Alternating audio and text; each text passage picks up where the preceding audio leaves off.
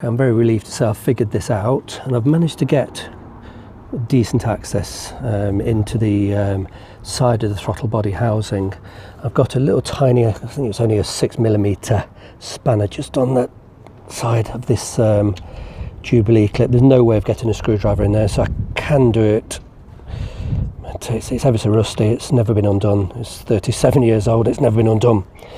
So I've just got to be careful not to break anything. Come on.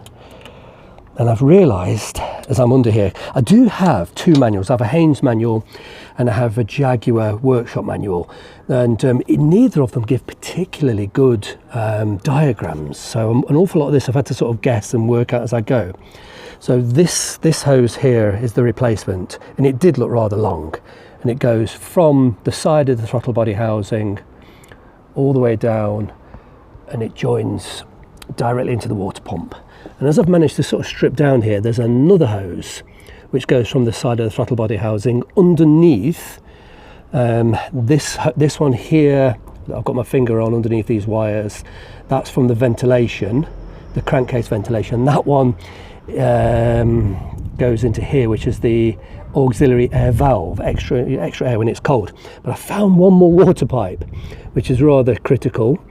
And that comes, so water gets pumped in direct from the pump around the throttle body housing and then back out of this bottom pipe, which is right down here. Let's see if I can zoom in a touch. So yeah, there is another pipe.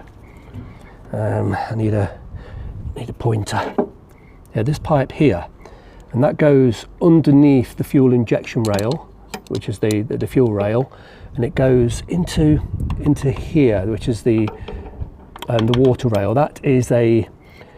That's a sensor. I think it's a water temperature sensor. It's this one, but hot water definitely flows through there. And without all of this in the way, can I get the camera in so you'll be able to see what? Yes, there we go.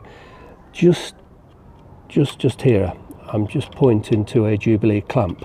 I've got to get in and take that clamp off. That clamp comes from this hose here. Yes.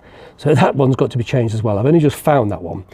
And I didn't have a spare hose. What it is, this new hose is about 6 inches too long for the job. And it clearly has got enough to have maybe 6 inches cut off the ends. So the long one will go right along the bottom. Let's zoom out. And then whatever I trim off here, I'll trim it very carefully, will just be enough to go in here and into the fuel rail. No, it's not the fuel rail.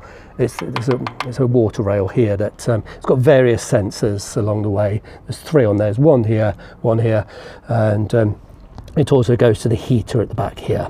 But I can't remember what each of these sensors do. I have looked at it, and I'll probably change them, not immediately, but they're probably only £7 to £10 each, so it will make sense to change those.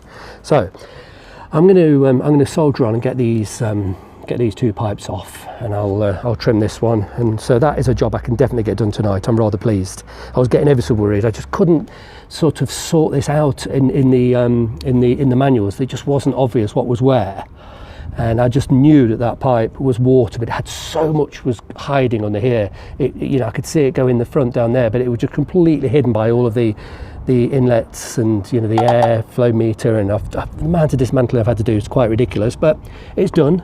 We're down, so the being as it's stripped down, I'm going to make sure that I don't miss anything.